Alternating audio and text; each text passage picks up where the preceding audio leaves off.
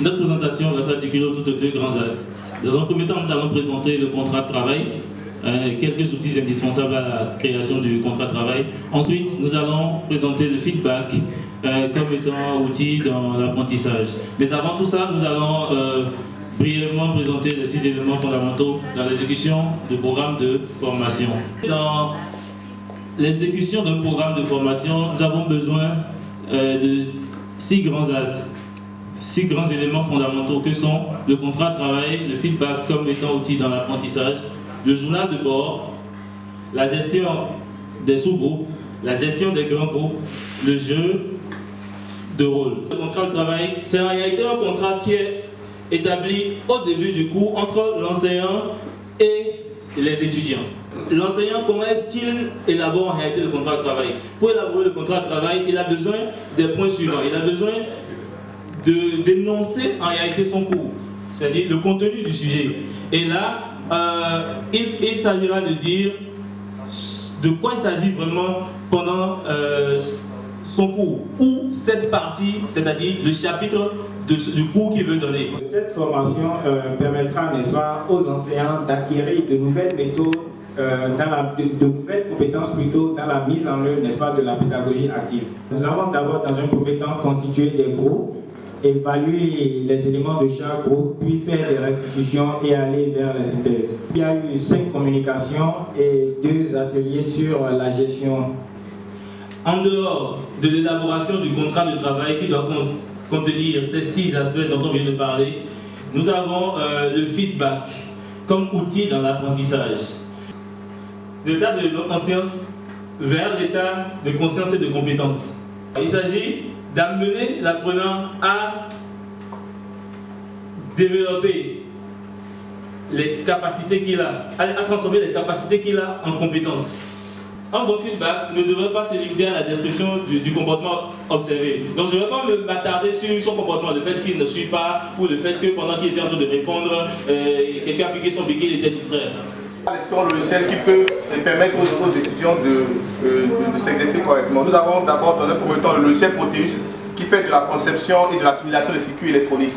Puis après nous avons le logiciel Eagle PCB qui fait du montage électronique. Et nous avons KiCad qui fait de la réalisation des circuits imprimés. D'entreprises que nous avons jugé utiles pour les étudiants.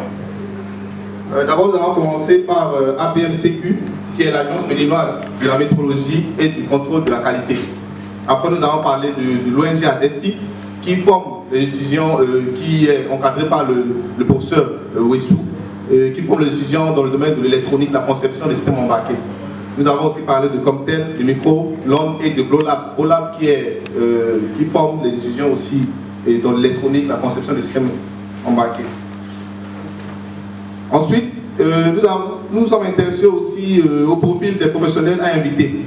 Nous avons parlé des directeurs techniques des sociétés, GSM par exemple, et nous avons aussi parlé des responsables d'ateliers de maintenance et de dépannage qui peuvent venir exposer les problèmes aux étudiants.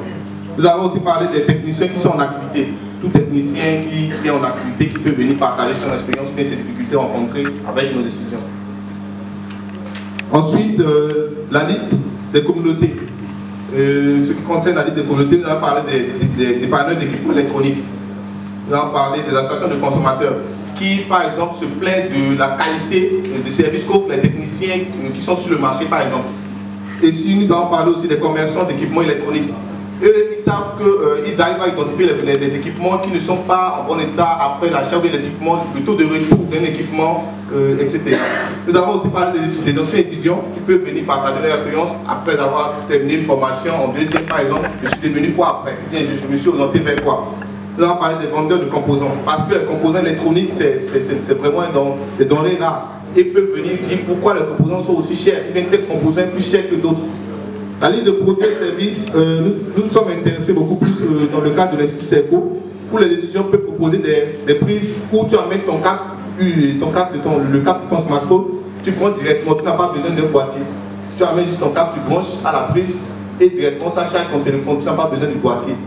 Par exemple. Et nous avons aussi parlé de voir comment ils peuvent amener des systèmes embarqués pour l'automatisation de l'ouverture de la porte ou bien un certain nombre d'équipements. La liste des organismes. Nous avons toujours pensé à l'OAP, pour la propriété intellectuelle, pour accompagner les étudiants beaucoup plus à la conception et pourquoi pas à la coopération. Le dernier point, je crois, c'est les vidéos cours en ligne. Nous avons choisi une chaîne YouTube U égale à RI. Ça appartient à un jeune qui fait vraiment des vidéos très intéressantes, qui peuvent vraiment aider les étudiants, c'est-à-dire des vidéos, des tutoriels qui sont vraiment très instructifs.